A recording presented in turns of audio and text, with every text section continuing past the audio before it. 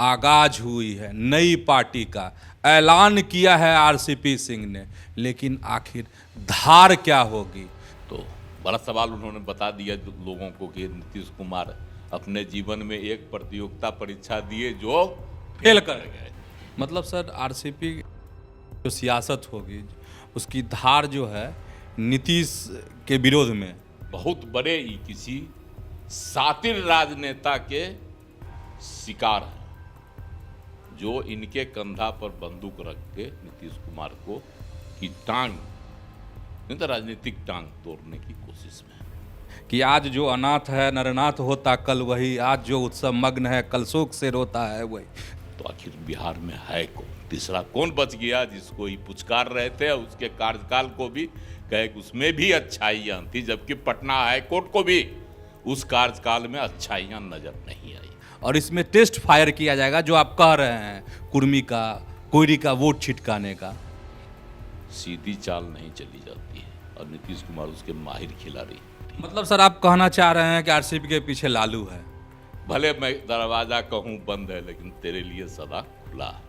दो नई पार्टी तो आई ना सर बिहार में। तो बता रहे हैं इनसे कुर्मी का वोट जो है छिटकाया जाएगा, जो आकि आया राम गया राम टाइप से हो जाएगा। शब्दों से खेल गए, शब्दों से ही बेंध गए। पनोरमा ग्रुप, जो सोचता है वो करता है। नमस्कार, आप देख रहे हैं न्यूज हाट। मैं हूं चंदन झा। आगाज हुई है नई पार्टी का। ऐलान किया है आरसीपी सिंह ने, लेकिन आखिर धार क्या होगी? तो आज सियासत की नई धार को समझिए, और इस विषय पर हमारे साथ बात करने के लिए हैं वरिष्ठ पत्रकार अजय मिश्र। सर आपका इस कार्यक्रम में स्वागत है। धन्यवाद चंदन जी। सर आ गए मैदान में आरसीपी सिंह, कूद गए हैं। आरसीपी सिंह ने बहुत दिलेरी दिखाई, बहुत हिम्मत दिखाया है ना। उन्होंने आज तक कोई भी आईएएस आईपीएस या प्रशासनिक अधिकारी राजनीति में ढेर सारे आए, यशवंत सिन्हा को छोड़ दीजिए कि पार्टी बना लिए हैं, बाकी लोग बिहार में जो है किसी ने भी इतनी साहस नहीं दिखाई कि अपनी स्वतंत्र राजनीतिक पार्टी बना ली हो और ऐलान कर दिया हो कि हम बिहार को की नई तस्वीर पेश करेंगे। और उन्होंने यह भी कहा कि हम बिहार का जो भी मुख्यमंत्री बने उन्होंने इसका विकास ही किया अपने अपने तरीके से। बड़ा सवाल उन्होंने डाल दिया। लेकिन सर ये बहुत डिप्लोमेटिक शब्दों का इस्तेमाल किया है उन्होंने। अपने अपने तरीकों से सबों ने इसका विकास किया, मतलब किसी पर तोहमत नहीं लगाई। तो बहुत बड़ा है कि जबकि लालू प्रसाद के 15 साल के कार्यकाल को जंगल राज कहा जाता है, और आरसीपी सिंह ही नहीं, चाहे नीतीश कुमार ही नहीं, पटना हाई कोर्ट ने भी कह दिया था। लेकिन आरसीपी सिंह की नज़र में है कि उन्होंने भी विकास किया। नीतीश कुमार को तो विकास पुरुष कहा ही जाता है, आरसीपी सिंह कहें या नहीं कहें तो विकास पुरुष हैं। लेकिन आज ही उन्होंने कहा पार्टी की घोषणा करते हुए कि नीतीश कुमार ने किसको नहीं ठगा। ममता बनर्जी का भी उन्होंने जिक्र किया कि जब रेल मंत्री बनने के लिए ममता बनर्जी से लड़ गए।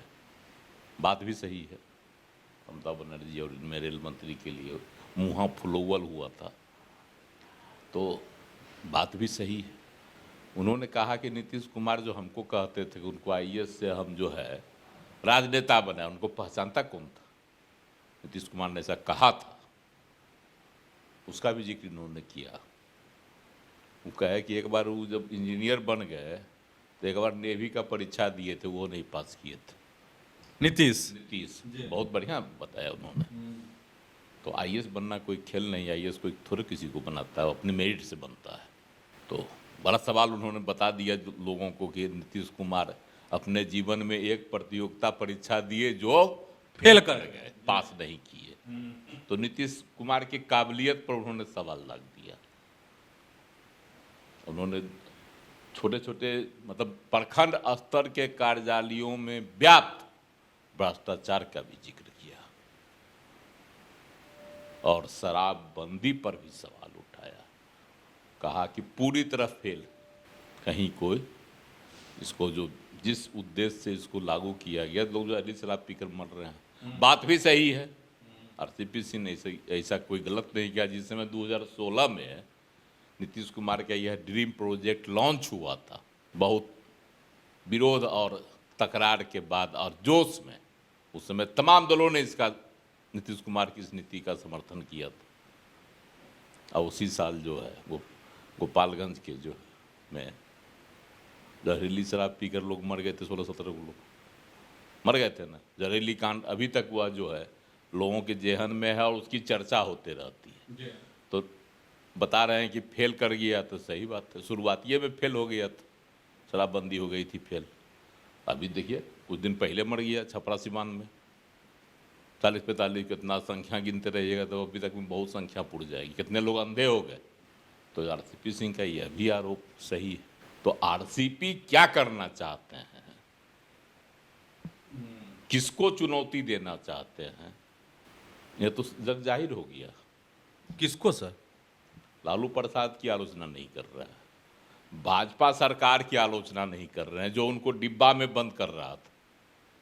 राजनीति का डिब्बा जो होता है उसमें भाजपा बंद कर रही थी, इनको पूरी तरह से बंद कर रही थी, उसकी आलोचना उन्होंने नहीं की। लालू प्रसाद की आलोचना उन्होंने नहीं की, उनके कार्यकाल की आलोचना उन्होंने नहीं की, लेकिन नीतीश कुमार की नीतियों का जो है की आलोचना वो कर रहे हैं। कहते हैं कि सबों ने विकास किया, जिनकी अच्छाई होगी हम उसको अपने साथ ले चलेंगे। तो खुली चुनौती उन्होंने तो नीतीश कुमार को दे दी। मतलब सर आरसीपी की जो सियासत होगी उसकी धार जो है नीतीश के विरोध में, नीतीश को खुली चुनौती। अब इस चुनौती के पीछे कौन सी राजनीतिक ताकतें हैं, इसका खुलासा कैसे होता है, कब होगा, तो यह भी खुलासा खुद करेंगे आरसीपी सिंह। लेकिन हमको जो इनके प्रेस कॉन्फ्रेंस, इनका जो नई पार्टी की घोषणा हुई, इसमें जो जिन मुद्दों को इन्होंने हाईलाइट किया, उससे तो लग रहा है कि बहुत बड़े ही किसी सातिर राजनेता के शिकार हैं, जो इनके कंधा पर बंदूक रख के नीतीश कुमार को की टांग, नहीं तो राजनीतिक टांग तोड़ने की कोशिश में। मतलब नीतीश के लिए नई चुनौती, बड़ी मुश्किल की घड़ी आ रही है। बहुत मुश्किल की। एक तरफ प्रशांत किशोर है, नीतीश के चेला दोस्त, वो पहले ही दगा दे दिए इनको नई पार्टी की घोषणा करके। अल्पसंख्यक को भी रख रहे हैं, दलित को भी रख रहे हैं, नीतीश कुमार का जो मुख्य एजेंडा है महिला, उसको भी रख रहे हैं। दलित का तो पार्टी का अध्यक्ष बना दिए, और अल्पसंख्यक को कहते हैं 40 को हम टिकट देंगे, 40 को महिला को देंगे। तो नीतीश कुमार को तो पहले ही डैमेज करने की योजना प्रशांत किशोर बना ली है। अब आरसीपी सिंह का जो है, जो इनकी तमाम शराबबंदी को कहते हैं फेल, जातीय गणना को कहते हैं उसमें धांधली। उन्होंने प्रेस कॉन्फ्रेंस में बताया कि बनिया में कितनी उपजातियाँ हैं और कई ऐसी जातियाँ जो लाख से भी कम है आबादी, जिनकी 5 लाख से। तो हमारा अपनी पार्टी का उद्देश्य भी बता रहे हैं, समावेशी होगा, सर्वस्पर्शी। सब वही ना, सर्वस्पर्शी और समावेशी, मतलब सबों को लेकर हम चलेंगे। नीतीश कुमार तो पहले ही से सबको लेकर चल रहा है। अरे जब से सरकार बन रही उनकी, तब से विजेंद्र यादव मंत्री हैं कि नहीं यादव, भूमिहार उनके साथ सवर्ण हैं कि नहीं, दलित हैं कि नहीं, अल्पसंख्यक को रखते हैं कि नहीं, अल्पसंख्यकों को टिकट देते हैं कि नहीं, सबको तो लेके वो पहले चल रहा है। ऐसा तो नहीं है किसी को छांट के चल रहे हैं, ब्राह्मण हो या दलित हो, हिंदू हो या मुसलमान हो, छांट के तो नीतीश कुमार भी नहीं चल रहे हैं किसी को, सबको लेकर चलते हैं। भाजपा की जो हिंदूवादी नीतियां होती है उसकी खुलेआम आलोचना करते हैं, और इसी आलोचना प्रत्यालोचना के दौर में वह खिसक कर जो है महागठबंधन के साथ सट जाते हैं। और जब वहाँ भ्रष्टाचार की सीमा जो इनके सिर से ऊपर हो जाता है पानी, तो वहाँ से भाग के चले आते हैं। ऐसा हम नहीं कर रहे हैं, खुद अपने कहते हैं। जहाँ मौका मिलता है उन लोगों की बस लूटने लगता है, गड़बड़िए शुरू कर देता है। कहते हैं ना, अभी भी कह रहे हैं, 2017 में भी उनका यही आरोप था, भ्रष्टाचार का ही आरोप लगाते हैं महागठबंधन पर, गड़बड़ी करने की। इस बार भी लगा रहे हैं वो, खुलेआम लगाते हैं, पब्लिक के बीच लगाते हैं, आम लोगों के बीच में कहते हैं। और भाजपा का जो हिंदूवादी एजेंडा होता है उससे तिल मिला के भाग भी जाते हैं। इस बार भी जब गिरिराज सिंह निकाल दिए, जन जागरण यात्रा जो निकाले, जो बड़ा विवादित हुआ, उस पर लेकर नीतीश कुमार कुपित थे। उनके पार्टी के लोगों ने तो बहुत कुछ बोला, खुद भाजपा के लोग इनसे किनारा कर लिए, प्रदेश अध्यक्ष तक कह दिए कि हमको कोई लेना देना नहीं उनकी यात्रा से, भाजपा के प्रदेश अध्यक्ष। लेकिन नीतीश कुमार मौन रहे और जो एनडीए की बैठक उसमें खुलेआम कह दिया कि अल्पसंख्यकों की बस्ती में जाइए सभी लोग, जो भी घटक दल के हैं, मतलब एनडीए के जो भी साथी हैं, और सबों को बताइए अल्पसंख्यकों को कि आपके कल्याण के लिए इस सरकार ने, मतलब नीतीश कुमार की सरकार ने और केंद्र की नरेंद्र मोदी सरकार ने क्या भी काम किया, इसको बताइए। और यह उनका टास्क है एनडीए के तमाम दलों के लिए। तो अल्पसंख्यक को भी नहीं छोड़ रहे हैं। और हिंदू जागरण जो निकाले यात्रा, उसका कहीं कोई उन्होंने जिक्र नहीं किया। अरे सर, ये एक चीज़ बताइए कि नीतीश के लिए चुनौती है कि नहीं है, आकि आया राम गया राम टाइप से हो जाएगा? देखिए, हमको जो क्योंकि दो पार्टी तो आ गई अब सामने। आप देखिए, हमको जो लगता है, जो हम दृश्य देख रहे हैं इनके लबोलुआब बोलने का, है तो डिप्लोमेटिक, आईएएस है, पढ़े लिखे हैं, भाषा भी सुसंस्कृत बोलते हैं, कहीं जो है शब्दों में कोई पकड़ नहीं सकता। शब्दों में कहीं कोई शब्दों के खिलाड़ी हैं, खेल ले रहे हैं, बढ़िया से खेल लिए। आज तो देखे एकदम की भी घोषणा कर दी है, प्रेस कॉन्फ्रेंस में भी हुआ, खेल गए, शब्दों से खेल गए, शब्दों से ही बेंध गए नीतीश कुमार को, दोनों चीज कर गए। तो समझने वालों के लिए काफ़ी है। शब्दों से ही लालू प्रसाद को पुचकार भी दिए और नरेंद्र मोदी की भी काफी गुणगान इन्होंने कर दिया। इनके निशाने पर नीतीश कुमार, सिर्फ और सिर्फ नीतीश। सिर्फ और सिर्फ नीतीश कुमार।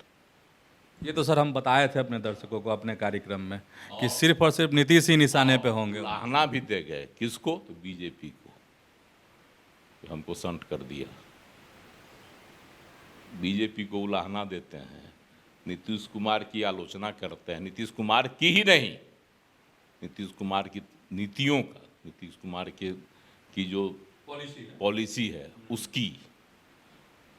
तो आखिर जाएंगे तो किधर जाएंगे? आरसीपी अकेले चना भाड़ नहीं फोड़ सकता।